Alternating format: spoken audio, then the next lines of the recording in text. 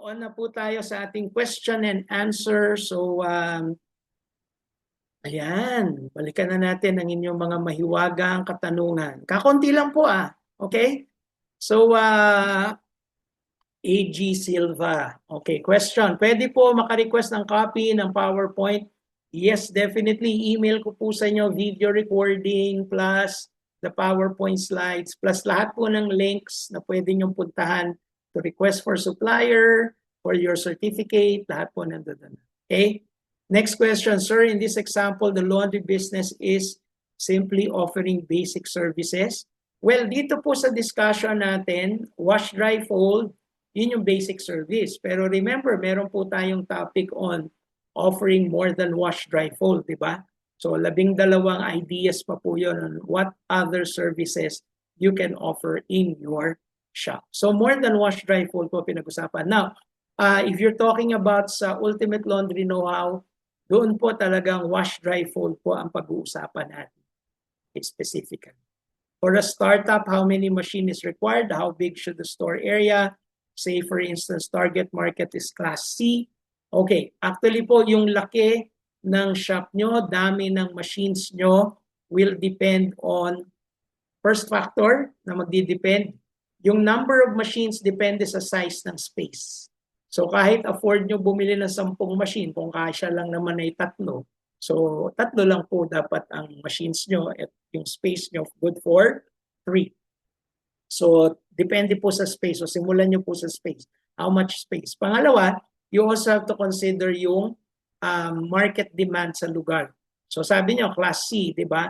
Ngayon, marami ba kayong competitor? Kamusta po ba yung kanila mga dami ng customers, no? Kasi kung sila mismo kakaunti ang customers nila, ibig sabihin, baka mababa yung demand sa lugar nyo. So medyo ingat tayo. Don't invest in too many machines at baka hindi naman ma-maximize, no? So babalansihin po natin. All right? And then finally, yung budget po. So how much money do you have to set up your shop? Kung meron kasing iba, malaki yung space pero wala pa masyadong budget, nagsisimula muna with 3 or 4 sets. So para maliit lang yung cost, no? Pero yung shop nila pwedeng pang-6, pang-8 machines, no? So ang ginagawa, nag-aabang. Pinag-aabang nila ng mga installation work. Naka-ready na for 6 or 8 machines, kahit po 3 or 4 lang yung ilalagay muna. Tapos pagdating ng time na alam mo na yung market mo, marami ka ng customers, dapat ka na mag-expand, then you can easily buy the machine, na ready na installation, isasaksak na lang, mas madali po yun. So pwedeng ganun. Alright? So yun po yung mga considerations. Alright? Next is, thank you. May sample po ng term condition. Oh, definitely meron po. Punta po kayo sa Laundrypreneur sa Facebook. Okay, punta kayo sa Laundrypreneur Facebook. Tapos pindutin nyo po yung search Laundrypreneur. Hanapin nyo po yung terms and condition. I-search nyo lang. Meron po tayong posting dyan on terms and conditions. Alright, so may sample po. Pero meron ako pinost ko recently, parang nire-share ko recently para parang mapunta sa top, no? So but anyway, search niyo po sa Laundrypreneur or just email me or chat me para po mabigyan ko kayo ng copy. Alright? Paano po maglalagay ng price per kilo or saan nagre-range ang price na di mahal at di rin kami lugi? Okay, ang pricing po, Ma'am Jenny Lynn, okay, is always based on your cost. So ano po bang cost? Kasi hindi po natin pwedeng ibagay ang pricing natin sa pricing ng mga kalaban natin kasi may sarili po silang costing. Di ba po? For example, may sarili silang rental rate. Di ba? Yung rent po nila, minsan libre yung rent nila kasi kanilang pwesto yun. Di sila nagbabayad ng upa. Or kaya naman, tipong yung rent nila mas mahal dun sa inuupahan nyo. Hindi ba? So, these are factors that you have to consider before you actually price your services, no? But typically, right now sa market po, nagre-range po ang services ng wash only, yung tipong babayaran lang yung washer for self-service sa mga 60, 65, 70. Okay? Pero iba po, tumataas na ng 75, 80, which for me is better. Kasi kung nasa 60, 65 po kayo, masyadong maliit yun. Okay? So usually, tina-target na po ngayon mga 70, 75, 80 pesos. Now, for your simple reference, okay, ang cost po ng washing, yung sa washer po natin, tubig, kuryente, tsaka yung depreciation cost ng machine. Depreciation means yung pagkaluma. So pag kinumpute nyo po yun, kada cycle, more or less mga 15 pesos po yun. So ang machine natin, pag nag-cycle, water, electricity, and machine depreciation, which is what we call direct cost sa negosyo, no, is about 15 pesos po ngayon. Okay? Now, again, depende po yan sa lugar, magkano tubig, magkano kuryente sa lugar nyo. Siyempre, nagva-vary. Pero more or less, mga 15 pesos po siya. So, paano na ngayon ang pricing mo? So, usually, kung alam mo yung direct cost mo, typically sa negosyo po, ang pricing should be around times 4, times 3, times 4, or kung po pwedeng times 5 ng direct cost mo. So, for example, kung ang direct cost mo 15 pesos, times 4, that should be 60 pesos. Times 5, that should be 75 pesos, di ba? So, ganun po usually. Now, yung difference from the cost to the selling price, yun po yung margin, yung gross margin mo na hindi pa natin nilalabas yung overhead, di ba, and other expenses mo. So, pag nilabas mo na yung overhead and other expenses, dapat po may matitirang 30% na profit margin. Okay? So usually it's multiplied by 4 or 5 para po more or less makuha mo yung 30% profit margin. Okay? So ganun po yung pag-compute sa costing. Okay?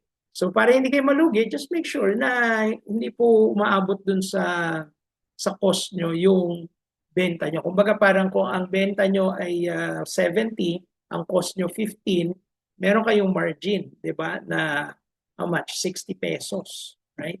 So yung 60 na yun, maghahati yung renta, yung labor, and of course yung profit nyo, which should be at least 30%. Okay? So makikita nyo po yan every month. At the end of the month, total nyo yung sales nyo, total nyo yung expenses nyo, tignan nyo po kung magkano natira. So sales minus expenses, magkano natira. Yung natira po, dapat ideal is more than 30% of the sales.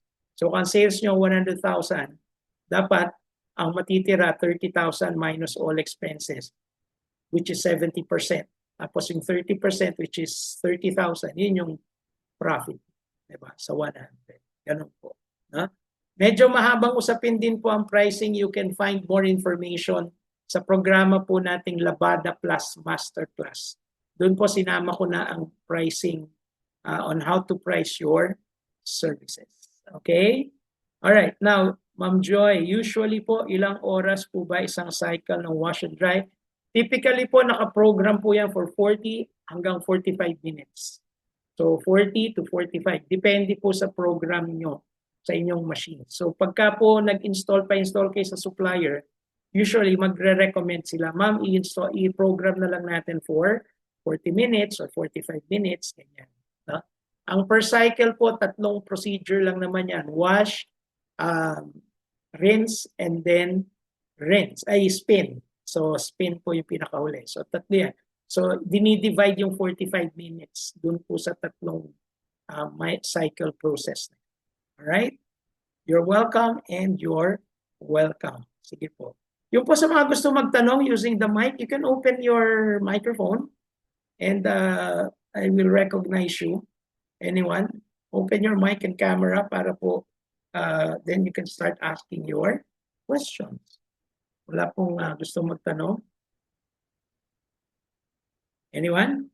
All good? Okay, so kung wala naman pong questions na, thank you po, Ma'am Jeneline and Ma'am Joy. May I request we open our camera bago po tayo finally mag-say goodbye para lang po meron tayong souvenir photo for our session for today. Yan. Yun. Hello, Miss Maria Rowena, Ma'am Christy. Opo. Pa-open lang po ng cam. Yan. Hello, Ma'am Joy. Ayan. So, tignan natin. There you go. Hello, Ma'am E.G. Silva. Si Jeneline, si Christy. Yes. And Sir Francis, ikaw na lang. Okay, so please take a look at your camera. I'll be shooting now. One, look at your camera. Thank you. Maraming salamat. Thank you po. Okay, so no questions? Okay na po kayo? Alright, so sana po marami kayong natutunan and enjoyed our webinar tonight. Maraming salamat po and good evening everyone.